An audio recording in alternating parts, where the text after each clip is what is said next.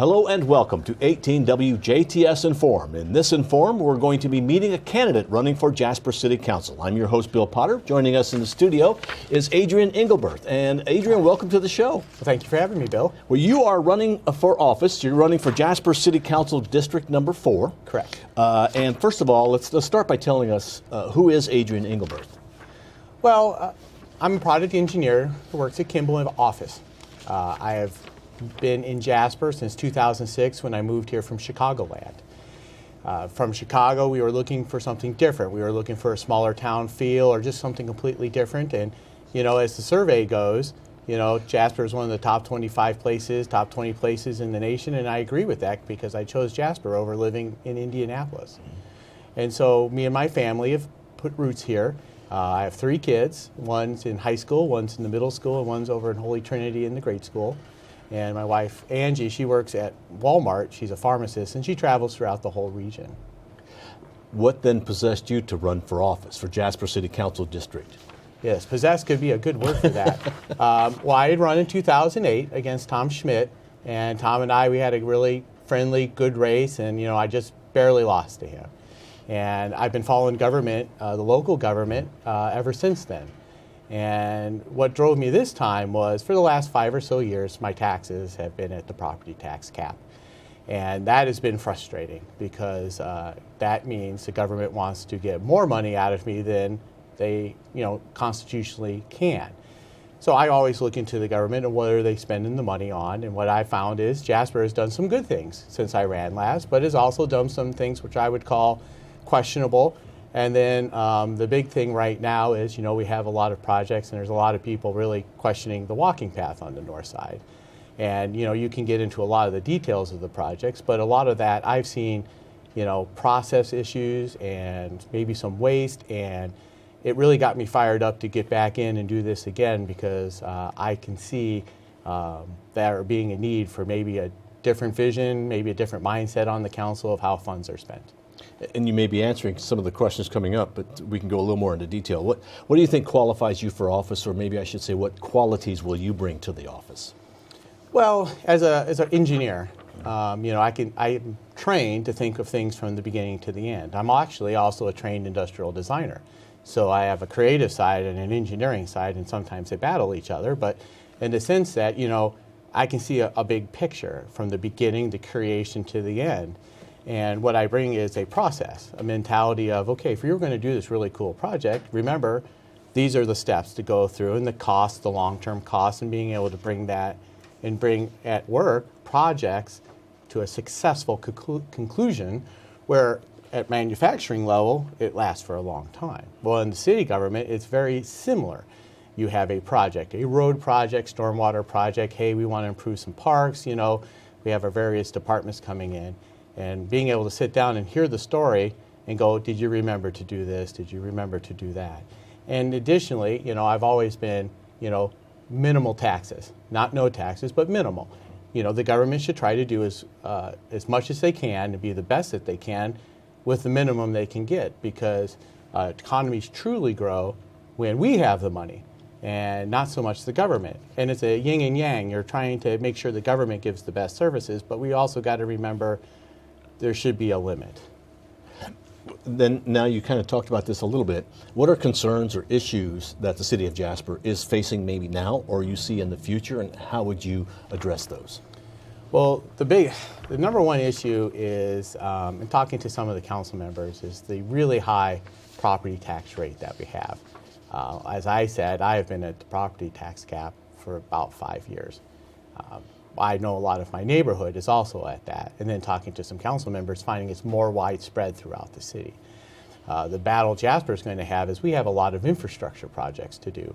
You know, roads, intersections, I can list them and be here for an hour going through a lot of them. But when you're at the tax cap, it's sort of like you're charging on the credit card. And you're praying that that paycheck shows up next week to pay those bills. And so right now we're spinning and we're kind of going through that. And then when we have a big project coming up, we have nowhere to grow into it. We're going to be completely dependent on grant money. And it's not wise for a family to live like that, and it's not wise for a government to be like that. And so that's the biggest challenge that we have. The second challenge is we are still having issues growing. Chad Leakin brought this up a weekend ago at a rally, that we are still struggling in the 18 to 44 demographic to bring people here. And the people who are that age, I've met them doing door-to-door. And throughout District 4, there's complaints are there's just nothing for our kids to do. And they're not talking teenagers, they're even talking little kids. That while we have some parks, the focus has been so adult-driven of late that the families with kids feel left out, and I'm finding they're having to go to Owensboro to do things, Bloomington, and everywhere else, because they're like, well, outside of one park, there really ain't much for us kids to do. And so, it's really kind of a twofold. We've got to continue to grow, do some quality of life, but we also have to remember that, we're pretty maxed out on taxes, and we're completely dependent on property value to increase, and we've got to try to scale back the rate on our side as much as we can. You mentioned District 4, which I was delinquent in asking you. What is District 4? People get confused, and in this election, only those in District 4 will be able to vote for you. If you're in Correct. District 2, you vote for the District 2 candidate, on and on and on. But you're in District 4, kind of where is that? A District 4, if you live, I call it east of the river. So if you cross the river and you're on the same side of the river as Azura, you're in District 4, except for a little sliver west of Mesmer Mechanical on Geisler Road.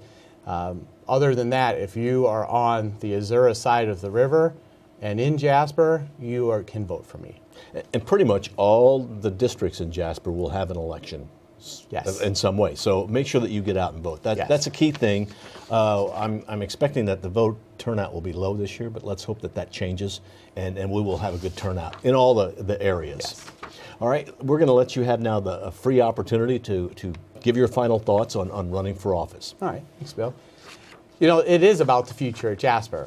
It's about growing the city, but maybe doing things just a little bit different. I had mentioned property taxes earlier being at the cap. One of the things we can do right off the bat is take our big citywide TIF and move to shrink it. It was passed 7 years ago with kind of a grudgingly 7-0 vote of, well, let's see how it works out. Well, in the big city TIF, we broke off a little TIF to address the Jasper Cabinet building, and it's doing exactly what it's supposed to do. It's a very positive build. But the rest of the TIF is just sitting there, and it actually artificially raises your property tax rate. All the new assessed value does not go to the schools, the library, the county, or even our airport. And so what happens is their spending and their rate goes higher. Well, not the spending, but the spending going into the assessed value drives your rate higher. So what that means is if we can shrink the TIF to an area that's still being developed, let's say the southwest side of town, you can then see growth there, but all that new assessed value is freed up and the property tax rate drops. I'm not saying we're going to have a 50% property tax rate reduction, but I know that there's enough assessed value in there that if we do shrink the TIF, we will see property tax relief. And that affects the schools. Ball State put out a study just 6 months ago by their lead economist, Michael Hicks.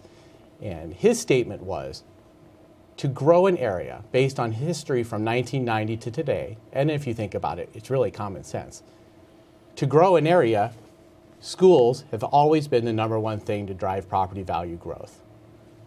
What follows that is, number two is infrastructure. Infrastructure is the second thing that grows an area, and quality of life is a subset of that. And so that's why if you look across our nation, you see a lot of things that are being done that, similar to what we're doing, that actually have driven no growth. But the places that are growing and seeing entrepreneurs really setting up shop, big companies moving to, have great school systems. And we got to free up the property tax rate to get it lower so our schools can grow. And then if you shrink the TIF and it's lower, we even still have the ability to grow by addressing infrastructure issues, because in the long term, we have a mid-states corridor most likely coming. That is a huge deal for this area. I've told some people this, but my dad his first job out of college was with INDOT.